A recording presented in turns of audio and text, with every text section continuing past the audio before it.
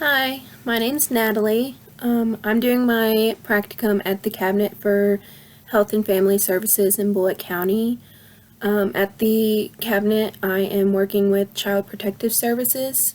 There are three different teams at the agency. There's the investigations, specialized investigations, and the ongoing team. For the case, I've decided to discuss investigations and specialized investigations are the two that are most important. So for the investigations team, they handle most cases that come in. So whenever a referral is made, it gets sent to investigations first. So they go in and investigate the case and decide if it needs to be open or closed. For the specialized investigation team, they pretty much do the same thing, except they handle cases that involve fatality, near fatalities, physical abuse under the age of 4, human trafficking. They also do any investigation that has to do with like a foster parent or foster home, any school personnel, and they handle investigations on other social workers if one comes in. Specialized also works with multiple counties. They don't just work with one.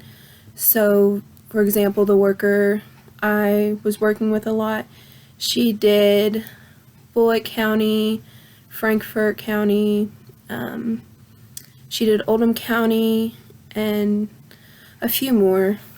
So for the demographics of the case I chose, the case occurred in Frankfort, and it's a Caucasian split family, so mom and dad are separated.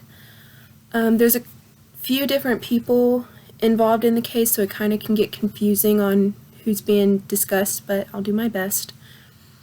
The people involved are the natural mother of the children, the mother's boyfriend, and then the natural father of the children and his mom, so the children's grandparents.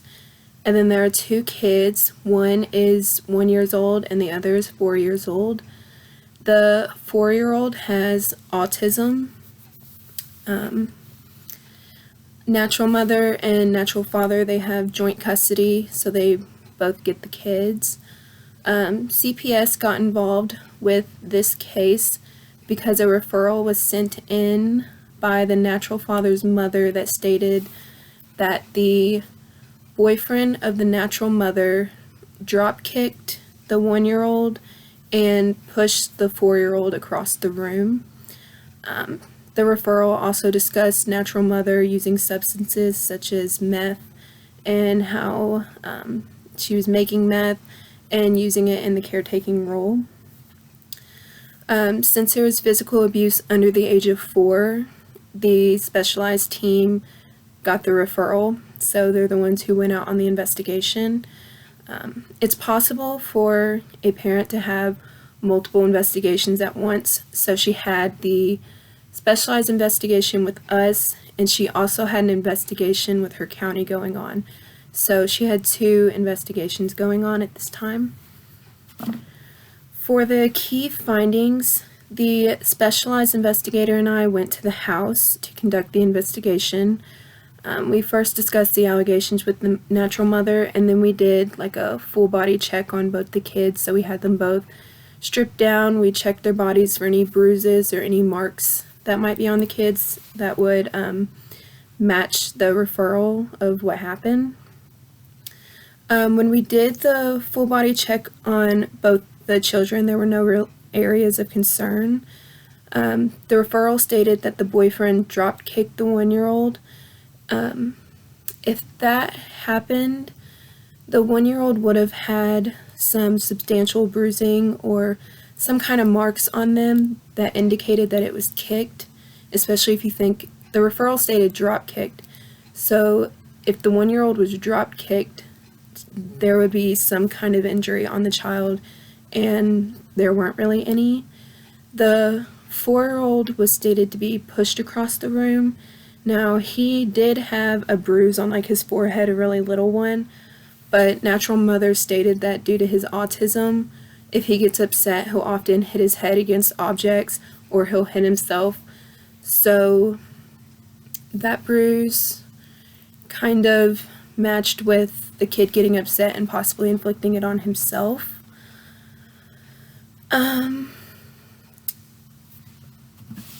So we didn't really make any findings for physical abuse. We also discussed drug use with the mother.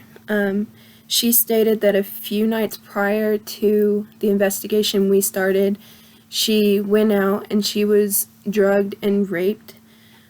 She was slipped something in her drink. She stated that if she had to drug screen, these would show up on the drug screen. So she didn't really want to have to do that. But she denied any current use of meth. And she stated that the natural father's mom, so the grandparents of the children, is constantly sending in reports of the mother using drugs. And she's had a good amount of investigations on her because of this.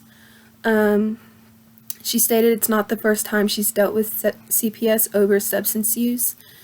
The specialized investigator didn't require the mom to drug screen because she was honest with us about using marijuana.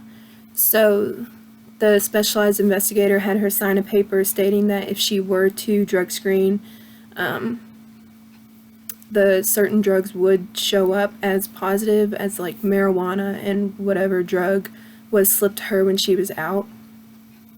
So the specialized investigator didn't require her to drug screen. So we didn't make a finding on that either.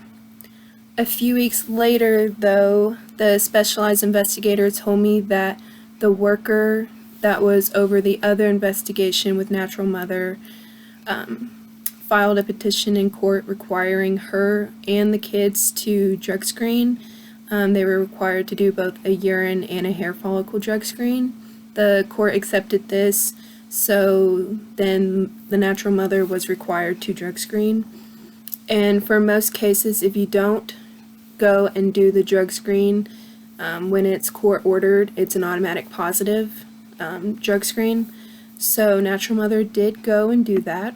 The hair follicle drug screen came back positive for both the Natural Mother and the children. It was positive for meth in all three of them. And the urine screen also came back positive for the Natural Mother for meth and marijuana. So they did have to make a finding there. A hair follicle, for those who don't know, goes back about 90 days. A urine is like 30 days maybe. I'm not exactly sure, but it's not as much as a hair follicle. So even if the kids tested positive for meth, it could have been 90 days ago, but the mom stated that she quit prior to those 90 days. So she still did kind of lie about using meth in a caretaking role of the children. The background: the Natural Mother has numerous previous CPS investigations. She's been the victim of domestic violence, which was a reason for one of her, if not more, of the CPS investigations in the past. When speaking with Natural Mother, she did have a history of using meth and stated that she smokes marijuana for formulation. One theoretical perspective that I thought that could possibly fit this situation is the rational choice theory. The theory states that people often weigh the risk, cost, and benefits before they make a choice. This isn't to say that the Natural Mother values her substance use over her children. I'm more saying that maybe the Natural Mother, since she's been involved with CPS before, but hasn't really been caught, or they haven't made any findings of her substance abuse, that maybe she wasn't able to weigh the risk, cost, and benefits of the situation because she wasn't fully aware of the risk and the cost of her actions yet. For interventions and plans, since even though the worker didn't really make any findings when she went on her case before she knew about the positive drug screens, we did refer the mom to some services. Since the 4-year-old has autism, she stated that it's sometimes hard to handle both children while trying to maintain a job. So the specialized investigators stated that they can make a referral to a daycare for the 2 children, and this would give the mom a little time to herself and help her out with trying to maintain the children and a job. The reason I chose this case for my presentation is, there's a couple reasons, but one of them is because sometimes social workers miss things, or they make choices where they might miss something, and the choice that the social worker makes isn't always the correct choice, and that's okay because, well, it's not okay in all situations, but some mistakes are going to be made. It's kind of part of life, and we're all going to make them. And this case kind of shows that a mistake was made, but the investigator probably won't just let someone slip with a signing a paper next time. So she lived and she learned. I also chose this case. I don't really know how to word this, but without sounding rude, but sometimes parents, they're not always going to come out and admit, yeah, I'm using meth and I'm taking care of my kids and I'm around my kids when I do the meth.